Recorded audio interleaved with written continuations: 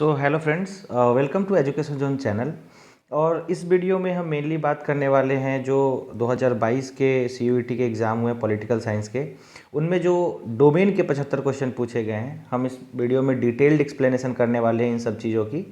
और इस वीडियो में मेनली देखो, ये वीडियो जो होने वाला है वो जो बच्चे एग्ज़ाम दे चुके हैं उनके लिए मेनली नहीं है। ये मेनली वीडियो है जो एग्ज़ाम देने वाले हैं 2023 में, या जिन बच्चों का इस बार स्कोर लो आया है और उनको लग रहा है कि हमारी मतलब कि कहाँ पे गलती रह गई है, कौन सी चीज़ है जो हमने मतलब मिस कर दिया है। तो इस वीडियो में हम डिटेल में डिस्कस करेंगे, हर क्वेश्चन के बारे में डिस्कस करेंगे और देखेंगे कि कौन से पार्ट से क्वेश्चन किस टाइप के बन रहे हैं। ठीक है, देखो क्वेश्चन ऐसा भी नहीं रहा कि बहुत ज़्यादा टफ था, ऐसा भी नहीं था कि बहुत ज़्यादा इजी था। जो एक्सपेक्टेड क्वेश्चन होता है एक पॉलिटिकल साइंस के पेपर में, एक स्टैंडर्ड एक्सपेक्टेड क्वेश्चन होता है, वो सारे क्वेश्चन पूछे गए थे।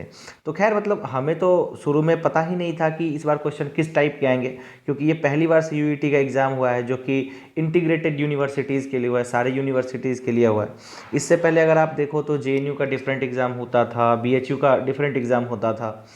तो इस बार के पेपर को एनालाइज करना बहुत ही ज़्यादा इम्पॉर्टेंट है उन बच्चों के लिए जो 2023 में एग्ज़ाम को देने वाले हैं।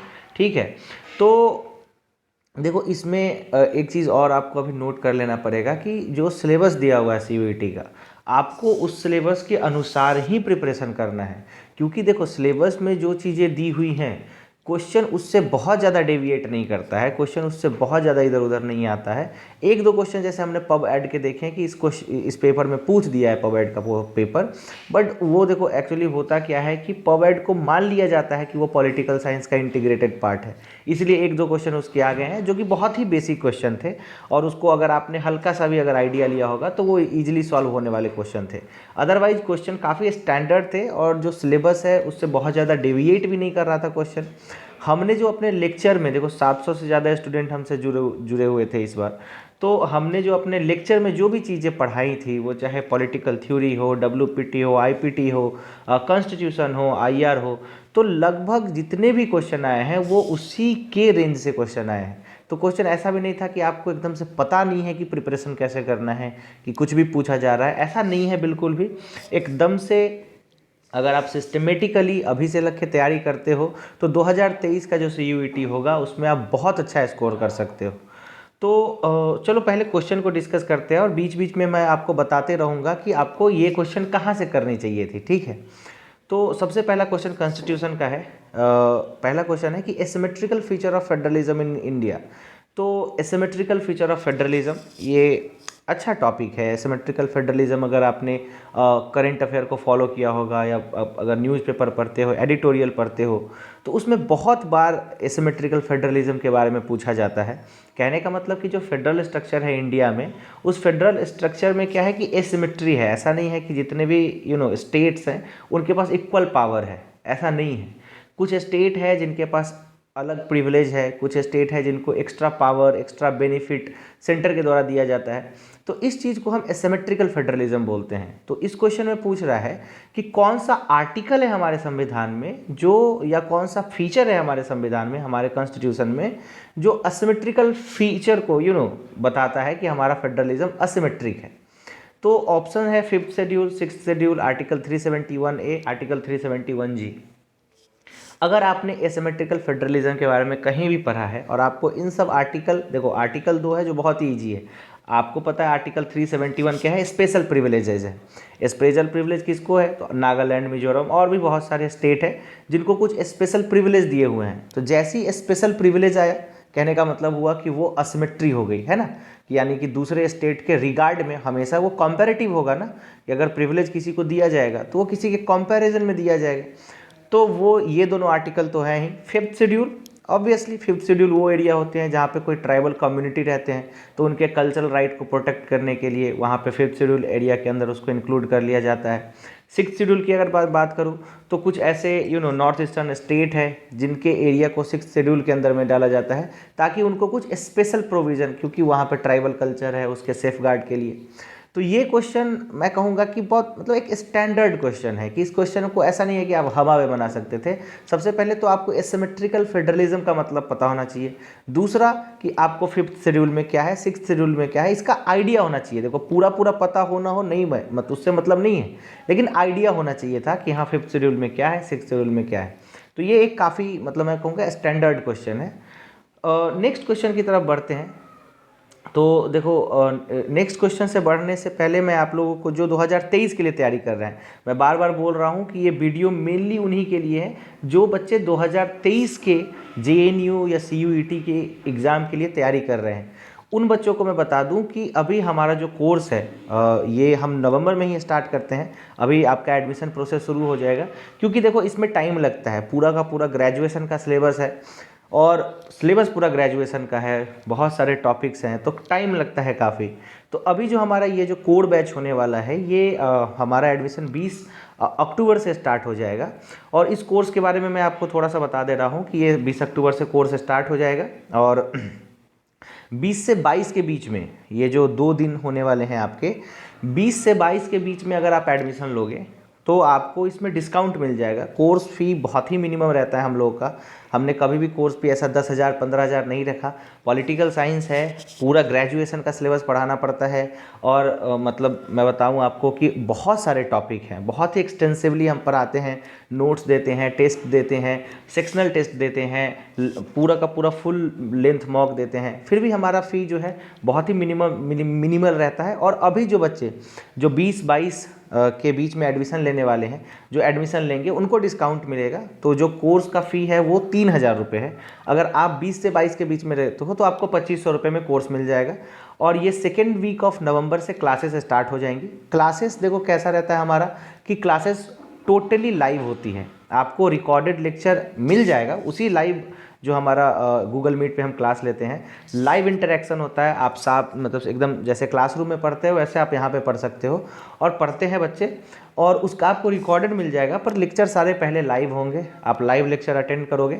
वीकली 6 क्लासेस चलेंगी, अलग अलग टॉपिक के क्लासेस चलेंगी और 2 टीचर इसमें आपके होंगे। एक टीचर होंगे वो जो फर्स्ट कुछ पोर्शन है वो कंप्लीट कराएंगे, दूसरे टीचर जो है वो जो मतलब कि जिसमें एक्सपर्टीज़ है वही टीचर आपको ये सारी चीज़ें करा रहे हैं, ठीक है।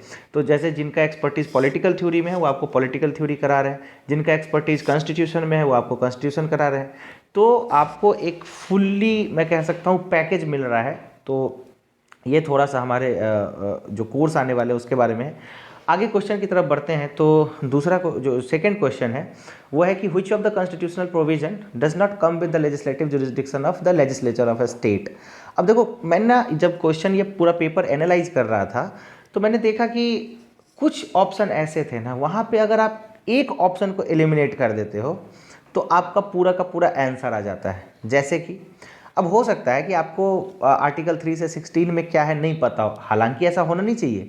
आर्टिकल 3 से लेकर 16 तक, एटलीस्ट आर्टिकल 50 तक है ना, DPSP है ना 51 तक, वहाँ तक आपको आर्टिकल मतलब पता होने चाहिए। आर्टिकल 51 तक एटलीस्ट आपको पता होने चाहिए। और देखो ये सारा क्वेश्चन उसके अंदर से बन जाएगा। तो कहता है कि कौन सा ऐसा आर्टिकल है जो लेजिस्लेटिव जुरिस्डिक्शन को नहीं देता है, यानी कि जो हमारे स्टेट होते हैं ना, जैसे बिहार है, यूपी है, तो ऐसा आर्टिकल जो उसको पावर नहीं देता है, ऐसा कौन सा आर्टिकल है। तो देखो आर्टिकल 3 से 16 क्या है। आर्टिकल 3 पहला फर्स्ट पार्ट का आर्टिकल है, वो यूनियन से रिलेटेड है। आर्टिकल उसके बाद का जो सेकेंड पार्ट का आर्टिकल है वो किस चीज़ से रिलेटेड है, सिटीजनशिप से रिलेटेड है। सिटीजनशिप का पूरा अधिकार किसके पास है, पार्लियामेंट के पास है।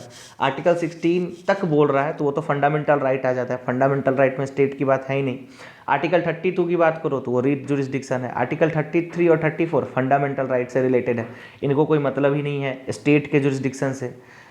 तो अगर आपने इसमें पूछ रहा है कि कौन सा नहीं है, ठीक है, तो कौन सा है, आर्टिकल 4 जो है, matter relating two clause 4 of article 16। Article 16 के क्लॉज 4 में ये राइट टू इक्वलिटी की बात करता है।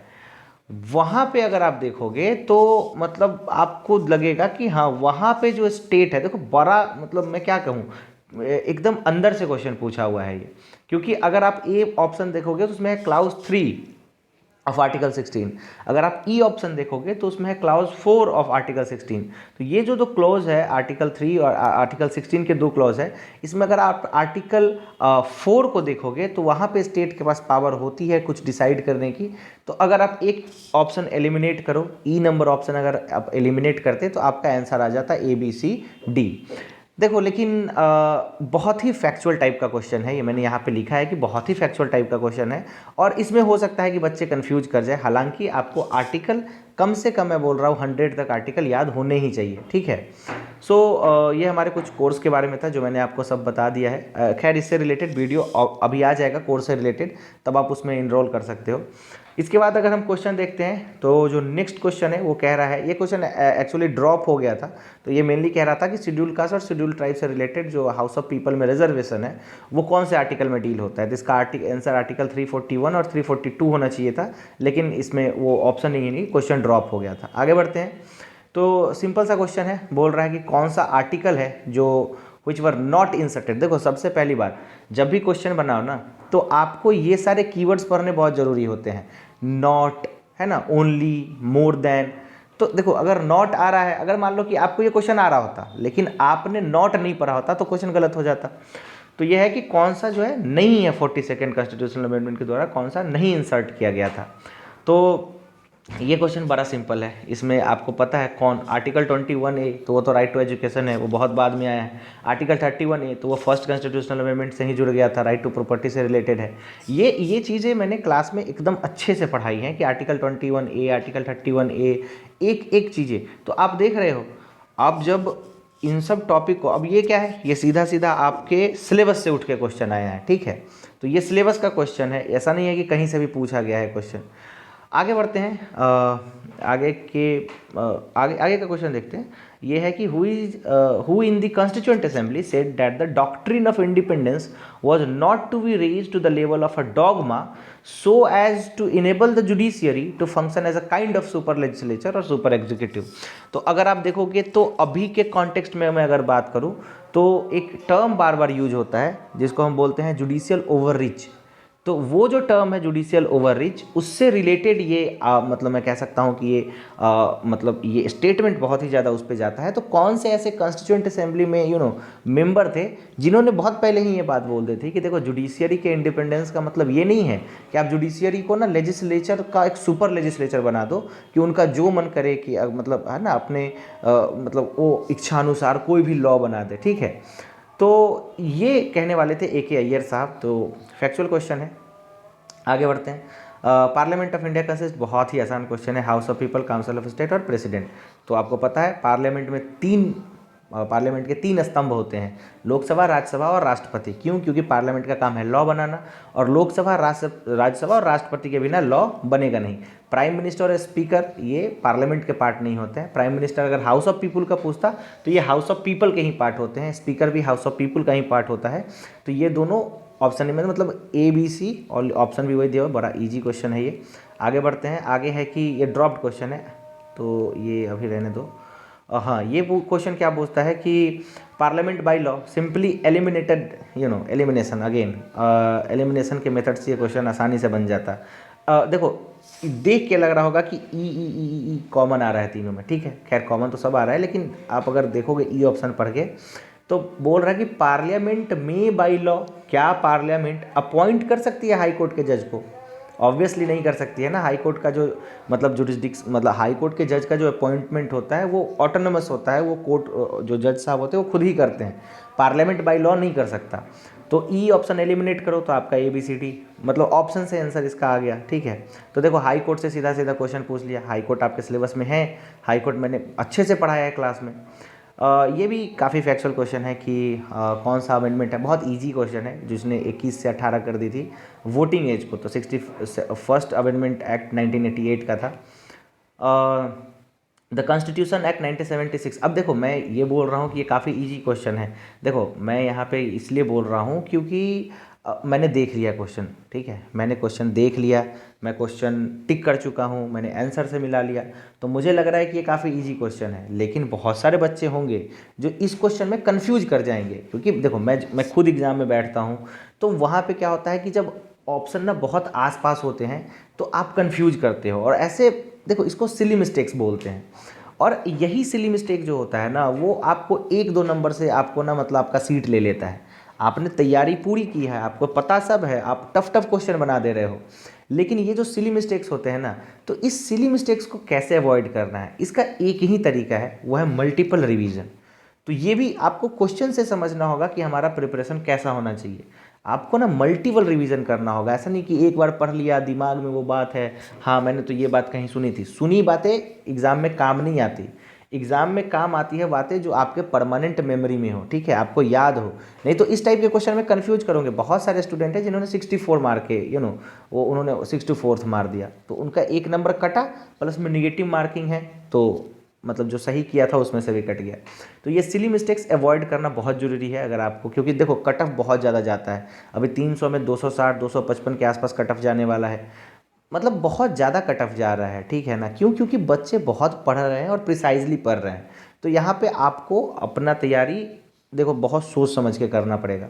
उसके बाद क्वेश्चन में आते हैं, बहुत ही आसान क्वेश्चन है ये, कि कौन सा टर्म ऐड किया गया था। ये तो ABC होगा, सोशलिस्ट, सेकुलर और इंटीग्रिटी। तो 1976 में आपको पता है 42nd जो अमेंडमेंट हुआ था, उसने हमारे प्रियम्बल में सोशलिस्ट, सेकुलर और इंटीग्रिटी 3 टर्म को ऐड किया था। तो बहुत ईजी क्वेश्चन है, आगे बढ़ते हैं। ये है कि public interest litigation seeking relief for the under trial prisoners in jail. तो ये फर्स्ट रिपोर्ट इसका कब आया था? Which was the first report case of public interest litigation seeking relief for under trial prisoners in jail. तो ये हुसैन आरा खातून versus state of Bihar 1979 था। Actually इसमें होता क्या था कि मतलब जो अंडर ट्रायल प्रिजनर्स है ना, जैसे मान लो कि हम पे या किसी पे कोई आरोप लग गया और उसको जेल में उठा के डाल दिया। अब क्या हुआ कि वो आरोपी है कि नहीं है ये तो बाद में पता चलता है। वो आदमी तब तक जेल में सड़ता रहता है जब तक कि उसका केस पूरा फाइनल ना हो जाए। तो इससे रिलेटेड ये केस था। इससे एक बड़ा अच्छा एग्जांपल NCERT में दिया हुआ था कि कोई एक था, उसने कुछ मतलब उस पर बहुत कोई मामूली सा मतलब क्या बोलते हैं उसको, केस लगा था कि उसने कुछ छोटा मोटा चीज़ चोरी किया था। अगर उसको जेल होता भी उस चीज़ के लिए तो 2-4 महीने होता, और वो मतलब आदमी लगभग 50 साल से ज़्यादा जेल में रहा था। क्यों? क्योंकि कोई उसके बारे में आगे बात ही नहीं कर रहा था। आगे बढ़ते हैं। ये देखो अजर्सन रीजनिंग वाला क्वेश्चन आ गया। अजर्सन रीजनिंग का क्वेश्चन होता है, इसका मैंने आपको बताया था। इसमें क्या होगा कि या तो ये स्टेटमेंट ट्रू होगा या फॉल्स होगा। अगर पहला फॉल्स हो गया, सबसे अच्छा तो तब होता है जब पहला ही फॉल्स हो जाए, तो सिंपली आपका जो है ना वो आंसर आ जाता है कि A is not correct, B is correct. दूसरा है कि या दूसरा फॉल्स हो जाए तो आपका 3 नंबर आ जाएगा कि A is correct, R is not correct. लेकिन दिक्कत तब होती है जब दोनों सही हो, क्योंकि दोनों के बीच का रिलेशन निकालना पड़ता है कि ये जो रीजन है ये असर्शन को जस्टिफाई करता है कि नहीं करता है। ये क्वेश्चन इजी है। Power of judicial review is considered as basic structure of the constitution, और इसका रीजन दिया है कि the supreme court is endowed with the power of judicial review to ensure judicial independence and protection of right. Obviously इसीलिए वो basic structure है, क्योंकि इसके पास ये पावर है। तो ऑप्शन ए है, दोनों मतलब रीजन जो है वो करेक्ट एक्सप्लेनेशन है असर्शन का। आगे बढ़ते हैं। फिर अजर्सन रीजनिंग है, उसका भी उसमें देखो क्या लिखा हुआ है कि the power within the supervisory jurisdiction of high courts are both administrative and judicial. वो एडमिनिस्ट्रेटिव भी है और जुडिशियल भी है। यानी जुडिशियल यानी कि उसके पास जजमेंट देने का पावर ही, और एडमिनिस्ट्रेटिव कहने का मतलब कि उसके रूल्स एंड रेगुलेशन को भी ये डिसाइड कर सकते हैं और उसको एग्जीक्यूट करा सकते हैं। तो आर्टिकल 227 जो है वो पावर देता है, gives high court the power of superintendence over all courts and tribunal with in their territorial and constitutional jurisdiction. तो इसमें भी बोथ सही है और ये इसका करेक्ट एक्सप्लेनेशन है, क्योंकि आर्टिकल 227 के कारण ही हाई कोर्ट के पास एडमिनिस्ट्रेटिव और जुडिशियल पावर आता है। आगे की तरफ बढ़ते हैं तो यह है which fundamental right are available to all person. सारे पर्सन के पास कौन कौन है? आर्टिकल 20 है, 21 है, 22 है, 25, 26 है, ठीक है। इस क्वेश्चन को देखो कैसे याद करना था, मैं यहाँ पे लिख चुका हूँ और मैंने बहुत बार ये बताया है। देखो 15, 16, 19, 29, 30 ये आर्टिकल ऐसे हैं जो एक्सक्लूसिवली इंडियंस के लिए है। बाकी जो बच के वो सिर्फ वो सारे लोगों के लिए, सारे मतलब कि जो बाहर के नागरिक हैं, जो यहाँ के नहीं हैं, एलियंस हैं, फॉरेनर्स हैं। एलियन कहने का मतलब परग्रही नहीं, एलियन कहने का मतलब दूसरे देश के नागरिक। तो वैसे सारे लोगों को ये मतलब इनको छोड़ के आर्टिकल 15, 16, 19, 29 छोड़ के ये एकदम रट लो। 15, 16, 19, 29, 30, ठीक है। 15 के बाद 16, 19 के बाद 29 और एक और बच गया 30। तो इनको छोड़ के बाकी सब जो आर्टिकल है वो सब के लिए अवेलेबल है। तो 20, 21, 22, 25, 28 ये तो इसका ऑप्शन नंबर 4 सही हो जाएगा। आगे बढ़ते हैं। देखो इसमें बोल रहा है कि सिंपल फैक्चुअल क्वेश्चन है, लेकिन बहुत आपको पता है कि स्टेट रीऑर्गेनाइजेशन बहुत सारी कमिटीज़ बनी थी, अली फजल कमेटी हो गया, जेवीपी कमेटी हो गया, ठीक है। तो उसके बाद एक एक्ट आया था जिसने एबीसी कैटेगरी ऑफ स्टेट्स जो है ना उसको इंड कर दिया था। आपको पता है कि पहले जो स्टेट थे हमारे इंडिया में 1956 से पहले, उनकी अलग अलग कैटेगरी थी, category A state, category B state, category C state. तो कौन सा अमेंडमेंट था जिसने इसको ख़त्म किया था? तो 1956 का जो कॉन्स्टिट्यूशनल अमेंडमेंट था, the 7th amendment act of 1956। आगे बढ़ते हैं। यह है कि प्रीवी पर्सेस कब एबॉलिश हुआ था? तो which constitutional amendment abolish the privy purses? 1971 में 26 कॉन्स्टिट्यूशनल अमेंडमेंट एक्ट से। तो आपको पता है प्रीवी पर्सेस कहने का मतलब जो राजघराने थे उनको कुछ पैसा दिया जाता था, मतलब ऐसा समझौता निगोशिएशन हुआ था सेंट्रल गवर्नमेंट और जो प्रिंसली स्टेट है उनके बीच में। आपको पता है कि हमारे भारत में आज़ादी के बाद जब मतलब वो होता ना पैरामाउंट से ब्रिटिशर्स का हट गया, तो हमारे यहाँ पे प्रिंसली स्टेट थे, उन्होंने बोला कि भाई हम आज़ाद रहेंगे। तो खैर सरदार वल्लभ भाई पटेल ने बहुतों को अपने में मिला लिया, कुछ को मार पीट के, कुछ को डिप्लोमेसी से, लेकिन उन लोगों के साथ मतलब ये कहा गया कि हम आपको पैसा देंगे, कुछ पैसा अमाउंट देंगे, जिसको इंदिरा गांधी ने 1971 में ख़त्म कर दिया था। खैर ये केस सुप्रीम कोर्ट के पास भी गया था, फिर वो फर्दर अलग टॉपिक है। लेकिन देखो आपको ऐसे ही कनेक्ट करके पढ़ना होगा, क्योंकि अब आपको लगेगा कि ये क्वेश्चन एकदम से ईजी क्वेश्चन है, क्योंकि ये सब जानते हैं प्रीवी पर्सेस कब हुआ था। लेकिन याद रखना कि ये 26 से हुआ था, 24 से हुआ था, तो अगेन यहाँ आपको रिवीजन करना पड़ेगा। आगे बढ़ते हैं। तो है कि which power and responsibility are not endowed by the constitution to the panchayat? Panchayat के पास कौन सा पावर नहीं है? देखो regulation of slaughter homes and tanneries नहीं है, बाकी ये तीनों पावर पंचायत के पास में है। पंचायत से रिलेटेड आर्टिकल और जो देखो उसमें ज़्यादा है नहीं, अगर आप शेड्यूल 11 और 12 की बात करो तो उसमें बहुत कम मैटर दिए हुए हैं। तो एक बार वो मैटर को देख लेना, मैं ये नहीं कहता हूँ कि रट लेना, पर देख लेना कि हाँ अगर ऐसा क्वेश्चन आए तो आइडिया लग जाए। बहुत मतलब इसमें होता है कन्फ्यूज हो जाते हैं बच्चे, लेकिन एक बार आप उसको देख जरूर लेना। उसके बाद है कि एजर्सन रीजनिंग का क्वेश्चन है कि minister shall hold office during the pleasure of the president. बात सही है, बिल्कुल सही है। दूसरा है the council of minister shall be collected responsible the house of people, ये भी बात सही है, लेकिन इन दोनों में कोई रिलेशन नहीं है, इसीलिए हम बी ऑप्शन के साथ में जाएंगे। उसके बाद है कि मनी बिल, बहुत सिंपल क्वेश्चन है कि इनकरेक्ट क्या है मनी बिल के बारे में। देखो मनी बिल आएगा, लोकसभा बहुत पावरफुल है, तो 4 नंबर ऑप्शन पढ़ोगे कि both the houses of parliament enjoy equal power with respect to the money bill, गलत, ठीक है। और ये पूरा का पूरा क्या हो गया, स्टेटमेंट ही गलत है ये। क्यों? क्योंकि लोकसभा के पास ऑब्वियसली बहुत ज़्यादा पावर होता है, राज्यसभा के पास कोई पावर ही नहीं होता है। 14 दिन में पास किया तो किया, नहीं तो वो पास मान लिया जाएगा। तो ये क्वेश्चन तो काफ़ी इजी था। आगे बढ़ते हैं। Who explains party system in India in terms of democracy and decay? Democracy and decay के टर्म्स में कौन बात करते हैं पार्टी सिस्टम को? तो ये जेम्स मैनर है। अब देखो ऐसे क्वेश्चन के लिए ना प्रीवियस ईयर जो नेट के पेपर है वो बहुत इंपॉर्टेंट होते हैं, क्योंकि इस टाइप के थिंकर आपको उसमें मिल जाएंगे। आप सारे क्या करो कि नेट का जितना भी पेपर है उसको उठाओ और एक एक थिंकर का नाम निकालो, उसके कोटेशन निकालो, उनके बुक्स निकालो और उसको एक डायरी में लिख लो। यहाँ से 5-10 क्वेश्चन अभी देखना, आपको ऐसे बहुत सारे क्वेश्चन मिलेंगे जो सीधा सीधा नेट के पेपर से उठ के आते हैं, ठीक है। आगे बढ़ते हैं। विच of the following statement is correct? कौन सा करेक्ट स्टेटमेंट है? ये चारों देखो काफ़ी ये क्या बोलते हैं उसको, थोड़ा सा एनालिटिकल क्वेश्चन है। ए नंबर ऑप्शन कह रहा है कि some state lacks state, sorry some nations lack state. कुछ नेशन है यानी कि कहीं पे राष्ट्रवाद का फीलिंग तो है, पर स्टेट देखो नेशन और स्टेट में डिफरेंस आपको पता होना चाहिए। नेशन एक साइकोलॉजिकल कंस्ट्रक्ट है।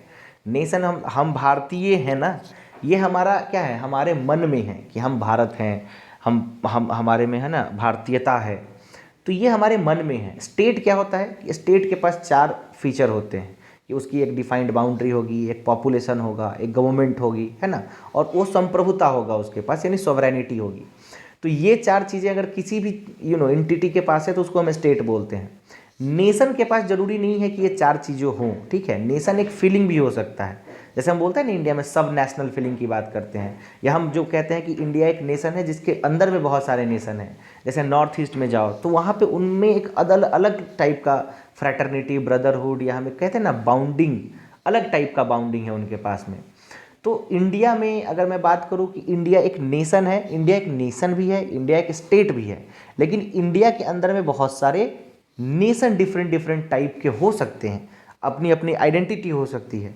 तो ऑप्शन ए कहता है कि सम नेशन लैक्स स्टेट। कुछ नेशन ऐसे होते हैं जिनके पास सोवरेनिटी नहीं होती है। जैसे मान लो कि जब हम आज़ाद नहीं थे। तो हम आज़ाद नहीं थे तो हम नेशन तो थे ना, भारतीय तो तब भी थे, नेशनलिटी तो तब भी थी, लेकिन क्या हमारे पास स्टेट था, क्या हमारे पास सोवरेनिटी थी? नहीं थी।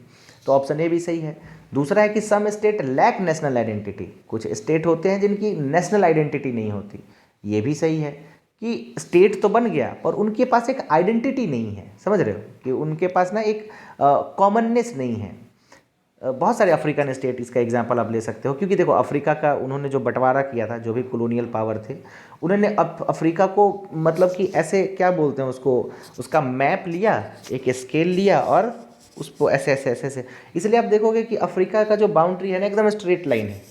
अरे ऐसा कभी होता है क्या कि स्ट्रेट लाइन बाउंड्री होती है? बाउंड्री डिफाइन करने में कितनी कमिटीज़ लगती हैं और कहाँ कहाँ से इंफॉर्मेशन निकालना पड़ेगा कि भाई ये लोग इस ग्रुप को बिलोंग करते हैं, ये लोग इस ग्रुप को बिलोंग करते हैं। तो ये भी हो सकता है। आप अफ्रीकन स्टेट को देख लो, तो कुछ स्टेट हैं जहाँ पे नेशनल आइडेंटिटी नहीं है। Some nation occupy more than one state. Colonialism, एक नेशन है बहुत सारे स्टेट को ऑक्युपाई किया, ये भी सही है। और some states contain more than one nation, कुछ स्टेट होते हैं जिसमें एक से ज़्यादा नेशन होते हैं। जैसे मैंने इंडिया की बात की, क्या कहा जाता है कि इंडिया के अंदर बहुत सारे नेशन हैं। तो ए बी सी डी सारे स्टेटमेंट जो हैं वो थ्योरेटिकली सही हैं, इसीलिए इसका ऑप्शन 4 होगा। आगे बढ़ते हैं कि ल्यूक इगैलिटेरियनिज्म या लक इगैलिटेरियनिज्म, तो इसमें कोहेन और रोनाल्ड डॉर्किन, इनको लक इगैलिटेरियनिज्म कहा जाता है। 1 सेकेंड, ओके।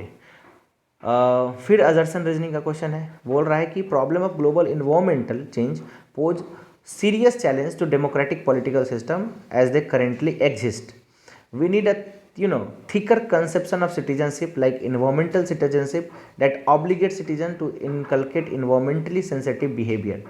तो दोनों स्टेटमेंट सही है। देखो इन्वायरमेंटल प्रॉब्लम ऐसा आने वाला है जो आने वाले सारे प्रॉब्लम से बहुत बड़ा होगा, क्योंकि जिंदा ही नहीं रहोगे तो पॉलिटिक्स कैसे करोगे। अभी मान लो कि ग्लोबल पॉलिटिक्स में हम बात करते हैं ना न्यूक्लियर वेपन की, हम बात करते हैं कि नहीं भाई ट्रेड बहुत अच्छा होना चाहिए, फ्री ट्रेड एग्रीमेंट होनी चाहिए, हम साउथ साउथ इंटरेक्शन के बारे में बात करते हैं, हम नॉर्थ साउथ इंटरेक्शन के बारे में बात करते हैं। बहुत सारी चीज़ें हैं ग्लोबल पॉलिटिक्स में, ये कब चलेंगी? जब हम जिंदा रहेंगे। अगर इन्वायरमेंटल क्राइसिस ऐसा, अब कोविड का देख लो, कोविड क्या था, एक ऐसा क्राइसिस था ना जहाँ पे हमारे जीने पे क्वेश्चन उठने लगा। तो जब जीने पे क्वेश्चन उठेगा तो ऑब्वियसली सारी चीज़ें उसके अंदर आ जाएंगी। तो एजर्सन भी सही है, रीजन भी सही है कि एक ऐसा सिटीजनशिप होना चाहिए जो, क्योंकि अब देखो अब टाइम आ गया है ग्लोबलाइजेशन का। ग्लोबलाइजेशन के समय में अगर आप देखोगे तो अगर मान लो कि कहीं पे न्यूक्लियर बॉम्ब फूटता है, तो ऐसा थोड़ी है कि वो न्यूक्लियर बॉम्ब के रेडिएशन को पता है कि नहीं भाई हम तो पाकिस्तान में फूटे हैं या हम बांग्लादेश में फूटे हैं, हमको इंडिया का बाउंड्री क्रॉस नहीं करना है। नहीं, ऐसा नहीं होगा। अगर वहाँ पे पॉल्यूशन होगा तो वो 100% आपको भी अफेक्ट करेगा। तो एक इन्वायरमेंटल सिटीजनशिप होनी चाहिए। तो ऐसा ये क्वेश्चन था, तो एनालिटिकल क्वेश्चन था, पढ़ के समझ के आप इसको टिक कर सकते थे। आगे बढ़ते हैं, तो आगे है कि author of the essay on toleration. अब ये बहुत इजी क्वेश्चन आ गया, अब इजी क्वेश्चन आएगा। तो ये लॉक साहब हैं। उसके बाद हम बात करते हैं कि थ्योरी ऑफ रिसोर्सेस, इक्वालिटी की बात की है, मतलब इक्वालिटी ऑफ रिसोर्सेज की बात किसने की है, तो वो रोनाल्ड डॉर्किन ने किया है। इक्वालिटी ऑफ कैपेबिलिटी की बात करते हैं तो अमर्त्य सेन ने की है। उसके बाद है कि democracy as the tyranny of majority, Tocqueville. Easy question है, बहुत सारे टेस्ट सीरीज में, हमने भी अपने टेस्ट सीरीज में ऐसे क्वेश्चन डाले थे।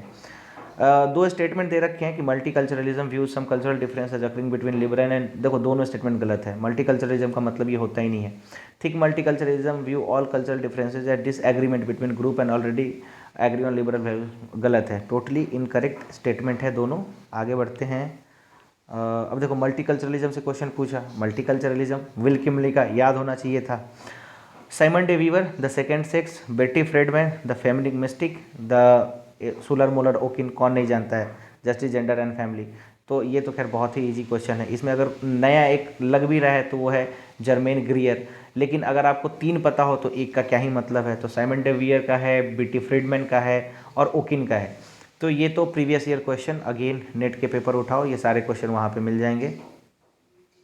आगे बढ़ते हैं। आगे है 2 स्टेटमेंट है। पहला बोल रहा है कि जो लिबरल फेमिनिस्ट होती है argue for laws that give women formal equality of opportunity and freedom from discrimination. Yes, this is correct. जो लिबरल फेमिनिस्ट होती है वो सिर्फ इक्वलिटी ऑफ अपॉर्चुनिटी और डिस्क्रिमिनेशन से फ्रीडम की बात करती है, लेकिन जो रेडिकल फेमिनिस्ट होती है वो बात करती हैं the prevalence of violence against women in part and parcel of sex inequality. ये सिर्फ इक्वलिटी ऑफ रिसोर्सेज की बात ही नहीं है, अपार्ट फ्रॉम डैट बहुत सारी चीज़ें हैं जो वुमेन को उसके थ्रू होना पड़ता है। तो दोनों स्टेटमेंट यहाँ पे सही है। उसके बाद अगर मैं बात करूँ नेक्स्ट क्वेश्चन की, तो उसमें है कि which of the following is correct explanation of Ronald Dworkin's idea of right as trump. तो राइट एज ट्रम्प जो रोनाल्ड डॉर्किन का आइडिया है उससे रिलेटेड कौन सा स्टेटमेंट सही है। देखो, राइट एज ट्रम्प में डोनाल्ड डॉर्किन कहते हैं कि जो बेसिक राइट इंडिविजुअल का होता है ना, वो जो मोरल और लीगल प्रेसिड मतलब कह सकते हैं इसमें कि जो बेसिक राइट होता है वो जो नॉर्म्स है उससे ज़्यादा इंपॉर्टेंट होता है। So basic right of individual take moral and legal precedence over other norms, ठीक है ना। सो राइट एज टर्म्स में डोनाल्ड डॉर्किन यही कहते हैं, तो ऑप्शन नंबर सी जो है वो आपका यहाँ पे करेक्ट हो जाएगा। आगे बढ़ते हैं तो है कि Jeremy Bentham the author the founder of utilitarianism ridiculed natural right as a pernicious fiction, ठीक है। तो आपको पता है जेरेमी बेंथम वो यूटिलिटेरियनिज्म के फादर थे, उन्होंने नेचुरल राइट को बहुत ज़्यादा महत्ता नहीं दी है, ठीक है। एंड स्टेटमेंट 2 कहता है कि human right are believe to have drive from idea of natural right. दोनों स्टेटमेंट क्या है, सही है। आगे बढ़ते हैं तो ये है कि ये क्वेश्चन अब स्टेटमेंट टाइप का है। तो if your aim is liberty in democracy then you must teach people the art of being free and governing themselves. ये ऑल्डस हक्सली का स्टेटमेंट है। अब जो बच्चे 2023 का प्रिपरेशन कर रहे हैं वो ये सब जो स्टेटमेंट उसको लिख के रट लें, क्योंकि ये स्टेटमेंट रिपीट होगा ही होगा। आगे मैं बढ़ता हूँ तो क्वेश्चन है कि which of the following constitutes the core principle of utilitarianism.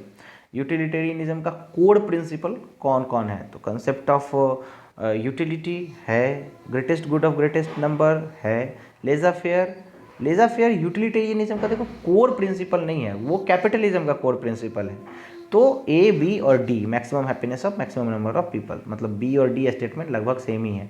तो ए बी डी जो है वो आपका करेक्ट स्टेटमेंट हो गया। देखो कहीं कहीं पे ना आपको मोस्ट अप्रोप्रिएट चूज करना पड़ता है, ऐसा नहीं है कि मैं अब डिबेट करने को बैठ जाऊं कि भाई देखो यूटिलिटेरियनिज्म तो खुद कैपिटलिज्म का पार्ट है और कैपिटलिज्म तो उसकी फिलॉसफी है लेजा फेयर, तो फिर लेजा फेयर क्यों नहीं हुआ। नहीं, यहाँ पे पूछा है कि यूटिलिटेरियनिज्म एज एन आइडियोलॉजी उसके कोड क्या है, कोड लिख दिया ना यहाँ पे, तो फिर आपका ए बी डी आंसर हो जाएगा, ए बी सी डी नहीं होगा। और 1 second, okay. So the next question is who among the following. तो ये तो टी एच मार्शल होगा, citizenship of full and equal membership in political community, easy question है। उसके बाद है कि who among the following advocates the entitlement theory of justice. Robert Nozick, और कौन है, नोजिएक साहब का ही है इंटाइटलमेंट थ्योरी। जॉन रॉल्स क्या थे, एक सोशल कॉन्ट्रैक्टेरियन थे। कॉन्ट्रैक्टेरियन कहने का मतलब ये सोशल कॉन्ट्रैक्ट की जो ट्रेडिशन है उसको फॉलो करते थे। यूटिलिटेरियन बिल्कुल नहीं थे, उसके तो क्रिटिक थे। परफेक्शनिस्ट वो भी नहीं थे, मार्क्सिस्ट नहीं थे, सोशल कॉन्ट्रैक्टेरियन थे। वर्ड आइडियोलॉजी, ओपी गावा का किताब खोलोगे आइडियोलॉजी चैप्टर के 2nd पेज में लिखा हुआ है, de Tracy, simple question. Author of Nicomachean ethics बहुत ही सिंपल है, Aristotle. Who among the following use oceanic circle, repeated question है, महात्मा गांधी। हुवर सुद्रा बहुत इजी, अंबेडकर। ये सारी बुक्स के नाम हमने अपने लेक्चर में जब पढ़ाते पढ़ाते मतलब याद हो गए होंगे सारे को। ओरिजिनल पोजीशन बहुत इजी, जॉन रॉल्स। लेवियंथम बहुत ही ज़्यादा इजी है, थॉमस होब्स का लिखा हुआ है ये। उसके बाद है कि किसने डिफाइन किया था, वो define politics as the authoritative allocation of values. Again OP Gauba का किताब खोलो, वहाँ पे आपको मिल जाएगा ये, डेविड ईस्टन, हमारे लेक्चर में मिल जाएगा आपको। सिंपली डेविड ईस्टन का यही थ्योरी ही था। Who among the following is considered as an reluctant democrat. J S. Mill. J S. Mill को रिलक्टेंट डेमोक्रेट क्यों कहते हैं, समझो इस चीज़ को। देखो जे.एस. मिल थे ना, उनको फादर ऑफ लिबर्टी, मतलब फादर नहीं पर लिबर्टी के सेंस में उन्होंने सबसे ज़्यादा कंट्रीब्यूशन दिया। वो मतलब एकदम कहते थे कि लिबर्टी नहीं तो कुछ नहीं, कि अगर आपके पास लिबर्टी नहीं है तो फिर आपका ये पूरा जीवन व्यर्थ है वगैरह वगैरह। और कॉन्ट्राडिक्शन ये है, या मैं कहूँ कि इसका मतलब आप देखो कि मतलब कैसे थे ये लोग। जे.एस. मिल ने लिबर्टी को बहुत ज़्यादा प्रमोट किया, और पता है ये वर्क करते थे ईस्ट इंडिया कंपनी में। ईस्ट इंडिया कंपनी में वर्क करते थे और ईस्ट इंडिया कंपनी ने मतलब पूरे के पूरे भारत के लिबर्टी को छीन रखा था और ये लिबर्टी पे बात करते थे।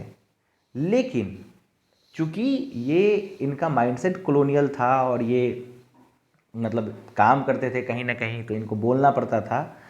ये बोलते थे कि देखो जो डेवलप्ड कंट्री है वहाँ पे लिबर्टी दो, लेकिन जो कंट्री कॉलोनियल है, जो अंडर डेवलप्ड है, वहाँ पे लिबर्टी देने की ज़रूरत नहीं है। तो इनको एक रिलक्टेंट डेमोक्रेट कहा गया है।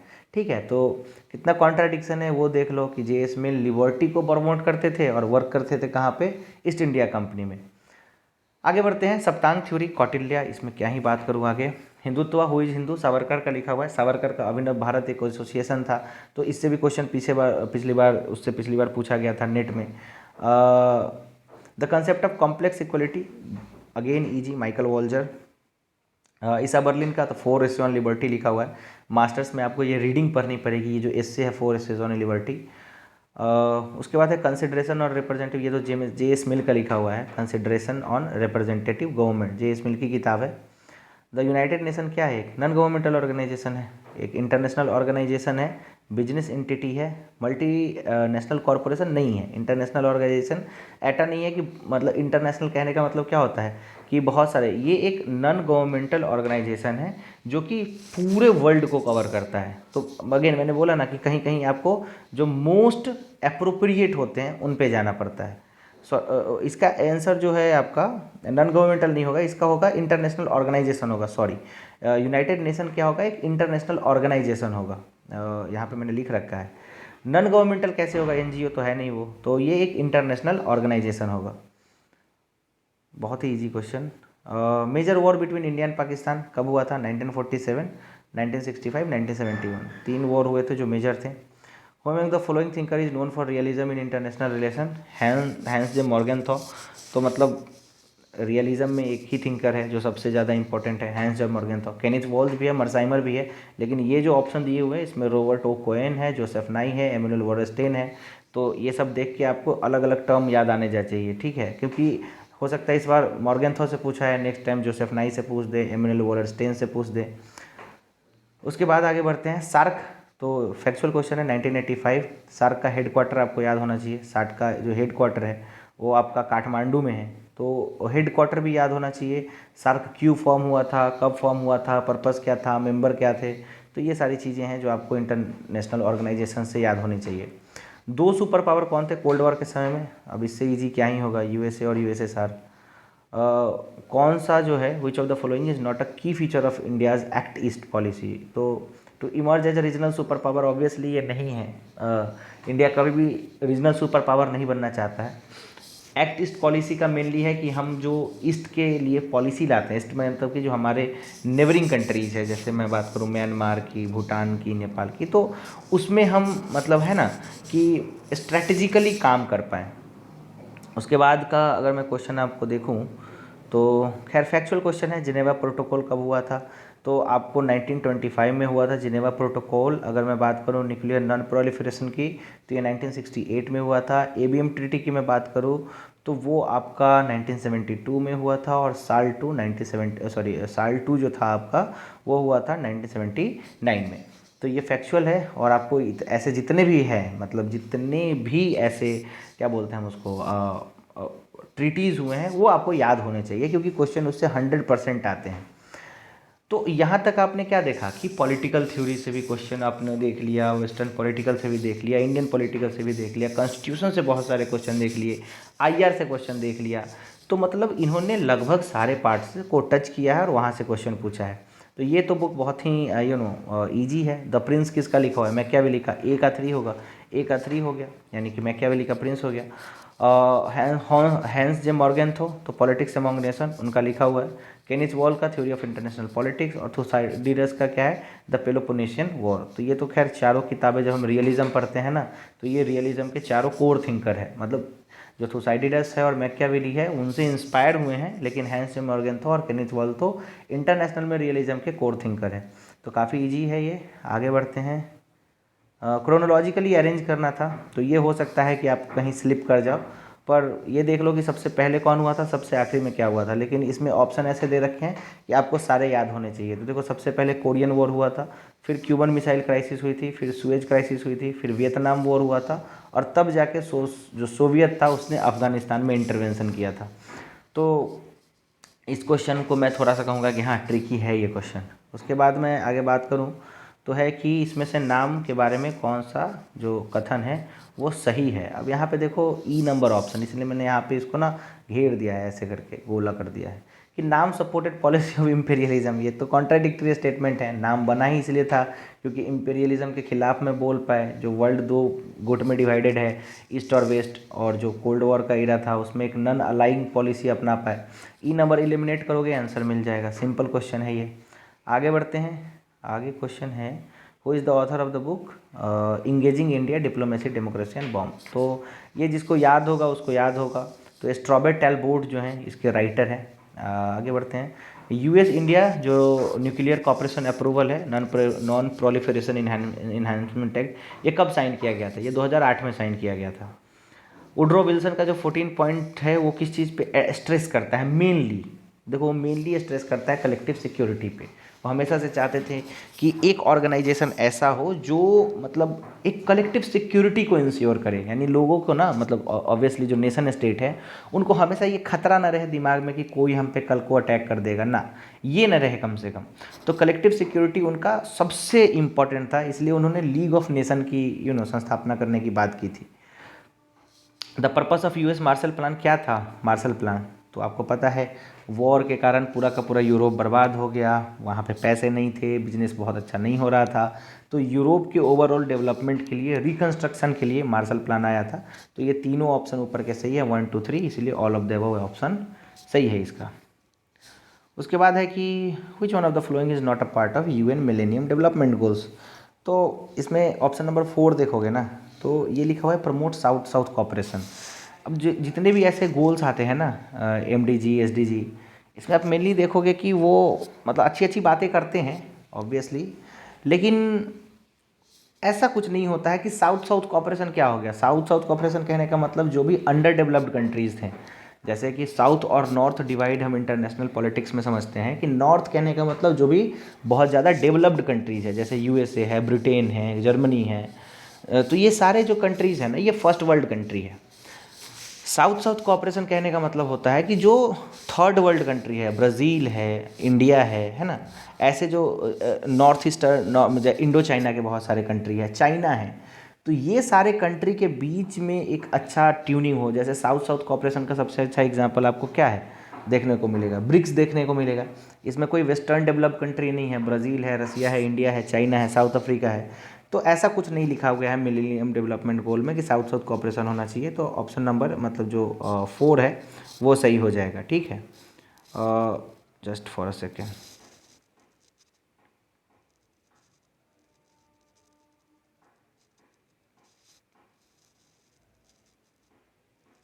ओके, सो ये नहीं है। नेक्स्ट क्वेश्चन की तरफ बढ़ते हैं। कहता है कि which one of the following is not a type of public policy in Theodore Lewis classification. Welfare policy नहीं था थियोडोर लुईस क्लासिफिकेशन में, रेगुलेटरी पॉलिसी था, डिस्ट्रीब्यूटिव पॉलिसी था, रीडिस्ट्रीब्यूटिव पॉलिसी था। तो इसका ऑप्शन नंबर 4 सही हो जाएगा। अब थोड़ा सा हार्ड क्वेश्चन है, थोड़ा सा क्वेश्चन यहाँ से पूछा हुआ है जहाँ पे आप कॉमनली नहीं पढ़ते हो। और मैंने आपको बोला था ना कि पब एड से क्वेश्चन 1 2 आ गए थे, तो हॉथर्ने एक्सपेरिमेंट से क्वेश्चन आ गया था। तो देखो हॉथर्ने एक्सपेरिमेंट जो था वो इल्टन मायो के द्वारा किया गया था। तो अब ये जो टॉपिक्स हैं यहाँ से क्वेश्चन बन तो रहे हैं, पर क्वेश्चन हमेशा यहाँ से इजी बनते हैं। तो इसका ऑप्शन ए ओनली हो जाएगा, क्योंकि जो हॉथर्ने वर्क एक्सपेरिमेंट हुआ था वो वेस्टर्न इलेक्ट्रिकल कंपनी में नहीं हुआ था, वो 3 जगहों पे हुआ था। वो 3 जगह आप रट के जाना। And it was a pioneering study of how individual behave in organisation. तो मेनली ये ह्यूमन रिलेशन थ्योरी पे था। तो इसको जब आप अच्छे से पढ़ोगे हॉथर्ने एक्सपेरिमेंट को, तो आपको पता लगेगा ऑप्शन ए इसका जो है करेक्ट आंसर है, ऑप्शन बी करेक्ट नहीं है, तो ओनली ए इसका हो जाएगा। उसके बाद मैं बात करूँ the book the principle of scientific management. बहुत ईजी क्वेश्चन है, बहुत बार रिपीट कर चुका है मतलब नेट के पेपर में कि टेलर साहब जो हैं उन्होंने प्रिंसिपल ऑफ साइंटिफिक मैनेजमेंट लिखा था। बाउंडेड रेशनलिटी, सेटिस्फिशिंग, तो ये सारे कंसेप्ट किससे रिलेटेड है? देखो बाउंडेड रेशनलिटी हर्बर्ट साइमन से रिलेटेड है। अब ये क्वेश्चन ना अगर आपको नहीं आता है तो आपको टफ लगेगा, लेकिन अगर आपने थोड़ा बहुत भी पॉवर्ट देखा है तो ये बहुत ईजी क्वेश्चन है। तो हर्बर्ट साइमन इसका आंसर हो गया। गेम थ्योरिस्ट बोल रहा है कि which of the following statement are true about game theorist. आप ई नंबर ऑप्शन देखो, ये कहता है condition of game theorist are always approximated in real life. Game theorist का हमेशा रियल लाइफ में अप्रोक्सीमेट नहीं होता है, ठीक है। तो ई नंबर को आप एलिमिनेट करोगे तो आपको पता चल जाएगा गेम थ्योरी किसको कहते हैं। A B C D option जो है वो सही हो गए। आगे मैं बात करता हूँ नेक्स्ट क्वेश्चन की। तो नेक्स्ट क्वेश्चन है आपका कि फेडरल सिस्टम का जो मतलब फेडरल सिस्टम के बारे में इसमें से कौन सा कथन सत्य है, कौन सा कथन मतलब कौन सा स्टेटमेंट ट्रू है। अब आप बी नंबर ऑप्शन पढ़ोगे तो आपको हंसी आएगी। ये कहता है कि in a federal system the power remains centralised. ये तो फेडरल सिस्टम का उल्टा हो गया, ठीक है। तो बी नंबर एलिमिनेट करो, बी बी बी एलिमिनेट करोगे, ए सी डी आंसर आ जाएगा। तो देखो बहुत सारे क्वेश्चन मैंने ऐसे देखे हैं जो स्टेटमेंट टाइप के हैं, बहुत सारे स्टेटमेंट है, लेकिन उसमें से आपका ना कॉमन सेंस वो चेक कर रहा है कि अगर आपको जो मेन पॉइंट है वो पता है तो आप आंसर पा जाओगे, ठीक है, easy. Who coined the phrase catch all party. ये ओटो किस्मर का कंसेप्ट था, तो थोड़ा सा ये याद करने टाइप का क्वेश्चन है, बट हाँ ऐसे दो चार क्वेश्चन रहेंगे जो हो सकता है। तो ये क्वेश्चन देखो, इन क्वेश्चन का भी स्ट्रैटेजी क्या है, इस क्वेश्चन में आपको कोई आइडिया नहीं लग रहा है, सीधा इसको छोड़ दो क्योंकि निगेटिव मार्किंग है। अगर आप इसमें कुछ उल्टा सीधा करोगे तो आपके बाकी के नंबर कट जाएंगे। निगेटिव मार्किंग नहीं रहती तो कुछ भी मार के आ जाते हैं। पूछ रहा है कि which among the following is not a classical elitist thinker. तो सम पीटर नहीं है, बाकी विल्फ्रेड पैरोटो है, मिशेल और मोस्का, ये तीनों क्लासिकल इलिटिस्ट थिंकर है। अब इलिट थिंकर क्या होते हैं, आपको पॉलिटिकल थ्योरी में अच्छे से पढ़ाया जाता है कि वो क्या सोचते हैं, उनका पैटर्न क्या होता है सोचने का, कि एक ही इलीट सोसाइटी मतलब जो होता है वो पावर को कैप्चर करता है, बाकी लोगों के पास पावर नहीं जाता है। उसके बाद का क्वेश्चन मैं अगर बताऊं तो ये है कि which of the following is correct, कौन सा इसमें से करेक्ट है। तो separation of power is about distributing power between the centre and state. ये ऑप्शन सीधा पढ़ो, सी नंबर ऑप्शन। तो आपको लगेगा कि देखो सेपरेशन ऑफ पावर, तो ये तो फेडरलिज्म है, सेंटर और स्टेट में जो पावर का डिवीजन होता है। Separation of power is mainly between executive, legislature and judiciary. Separation of power का मतलब सेंटर और स्टेट के बीच में पावर का डिस्ट्रीब्यूशन नहीं होता है। तो सी को अगर आप एलिमिनेट करते हो तो आपका एक ऑप्शन यहाँ से खत्म हो गया। कौन है? Option number 2। अब बचा ए बी डी और डी। तो यहाँ पे फिर आपको थोड़ा सा दिमाग लगाना पड़ेगा। कनाडा है पार्लियामेंट फेडरल पॉलिटी, तो पार्लियामेंट्री फेडरल पॉलिटी है वहाँ पे ऑब्वियसली, क्योंकि वहाँ के स्टेट के पास भी अपना स्टेट लेजिस्लेचर होता है। खैर वहाँ पे भी क्वासी फेडरलिज्म है, लेकिन फेडरलिज्म है। Origin of constitutionalism is traced in Magna Carta, easy है। और ड्यूमा तो आपको जानते ही हो कि state Duma is Russia national legislature. तो ए बी और डी ये काफ़ी ईजी क्वेश्चन मैं इसको कह सकता हूँ। तो इसका जो है आपको आंसर ए बी डी मिल गया। अब नेक्स्ट क्वेश्चन में चलते हैं, मुझे लगता है शायद लास्ट, हाँ लास्ट क्वेश्चन यही है। तो ये कहता है कि फंक्शन ऑफ पॉलिटिकल पार्टी क्या होता है। ई नंबर ऑप्शन देखो, लेजिस्लेशन। क्या पॉलिटिकल पार्टी नियम बनाती है? मतलब अभी बीजेपी तो सत्ता में है, कांग्रेस नियम बना पाएगी? लेकिन कांग्रेस पॉलिटिकल पार्टी तो है। तो ई ऑप्शन एलिमिनेट करो, ए बी सी डी आपको सही हो जाएगा। Coordination with in government and society, contesting election, recruitment of cadre, representation, ये सारे फीचर होते हैं, ई नंबर फीचर नहीं होता है। तो फाइनली हमने 75 क्वेश्चन को डिस्कस किया। अब इतना लंबा वीडियो बनाते बनाते क्या होता है कि कहीं कहीं पे एक दो मिस्टेक्स हो जाते हैं, पर जो मैंने जो एनालाइज किया है पेपर, उसमें मुझे लगता है कि हाँ लगभग 95 to 96% इसमें जो मैंने बातें बताई हैं वो सारी सही है। अब देखो कोई हमें एकदम सच तो नहीं हो सकता है या कोई एकदम परफेक्ट तो नहीं हो सकता है, पर मैंने जो पेपर को एनालाइज किया है ना, मैं ये देख रहा हूँ कि देखो पेपर बनाने वाला आदमी देखो कोई आम आदमी तो होगा नहीं, ऑब्वियसली कोई प्रोफेसर होगा, कोई एडमिनिस्ट्रेटर होगा। तो वो पेपर को इस हिसाब से डिज़ाइन करता है ना कि इसको पता है कि 42 यूनिवर्सिटीज़ है, उसमें 4200 यूनिवर्सिटी एक जैसी नहीं है, या जितनी भी यूनिवर्सिटी है इसमें कुछ यूनिवर्सिटी ऐसी है जहाँ के लिए हमें बहुत अच्छे बंदे चाहिए, बहुत अच्छे लड़के चाहिए। जैसे कि JNU, मेनली मैं JNU की बात करता हूँ। तो इन्होंने क्वेश्चन ऐसे डाले हैं, ऐसे सेट किए हैं कि कुछ क्वेश्चन इजी है जो सब बना लेंगे जिन्होंने भी नॉर्मली पढ़ रखा है, लेकिन कुछ क्वेश्चन ऐसे हैं कि वो वही लोग पढ़ाएंगे जिन्होंने अच्छे से पढ़ रखा है। तो ये इस एग्ज़ाम का पैटर्न था। ऐसा नहीं था कि जो बच्चे पढ़ के गए होंगे, मेहनत करके गए होंगे, वो निराश बहुत ज़्यादा डिससेटिस्फाइड होंगे, ऐसा नहीं होता है। इस एग्ज़ाम में तो मैं इस पेपर में बता सकता हूँ उनके साथ ऐसा नहीं होगा कि अरे यार क्वेश्चन बहुत ईजी पूछ दिया, कट ऑफ बहुत हाई जाएगा, क्या होगा, नहीं। अगर जिनने बहुत अच्छे से मेहनत कर रखी है ना, वो बच्चे 100% इसमें सिलेक्ट हो जाएंगे। मेनली जो JNU जैसी यूनिवर्सिटीज़ है वहाँ पे उनका एडमिशन हो जाएगा।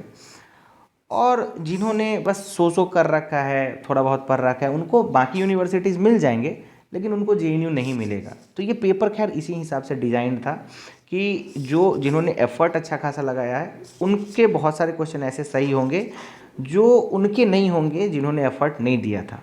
तो हमने 75 क्वेश्चन को डिस्कस किया। मेनली हम बात करते हैं डोमेन की तो।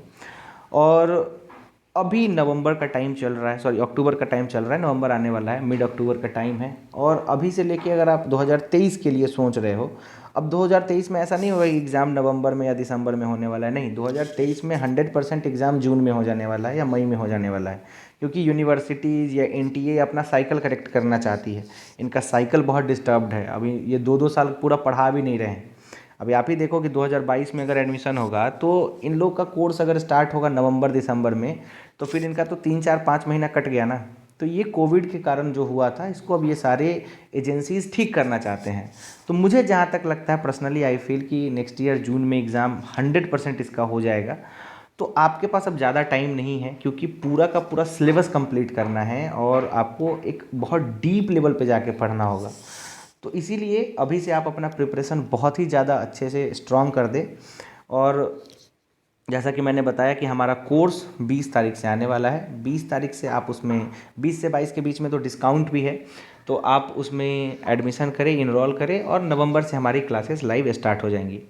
So thanks for watching this video. और अगर आपको वीडियो पसंद आया है, एक्सप्लेनेशन पसंद आया है, अगर आपको लग रहा है कि नहीं यहाँ पे जो चीज़ें बताई जा रही हैं वो सच बात है, देखो मैं बहुत अच्छे से भी नहीं बता रहा हूँ कि अरे थोड़ा बहुत भी पढ़ोगे तो हो जाएगा, और ऐसा भी नहीं बोल रहा हूँ कि कितना भी पढ़ लो नहीं होने वाला है, ऐसा नहीं है। एफ़र्ट दोगे, इसमें रिज़ल्ट 100% आने वाला है। सो अगर आपको अच्छा लगा है वीडियो तो ये चैनल है उसको सब्सक्राइब कर दे, वीडियो को लाइक कर दे, इससे हमको थोड़ा मोटिवेशन मिल जाता है कि हम और अच्छे वीडियो बना पाए। क्योंकि अब हम पॉलिटिकल साइंस के बहुत सारे लेक्चर्स इस चैनल पे डालने वाले हैं, एक प्लेलिस्ट बनाने वाले हैं, तो आपको वहाँ से आइडिया मिल जाएगा कि हमारे लेक्चर किस टाइप के होते हैं और हम कितने डिटेल में और अच्छी तरीके से पढ़ाते हैं। So okay, again thanks for watching.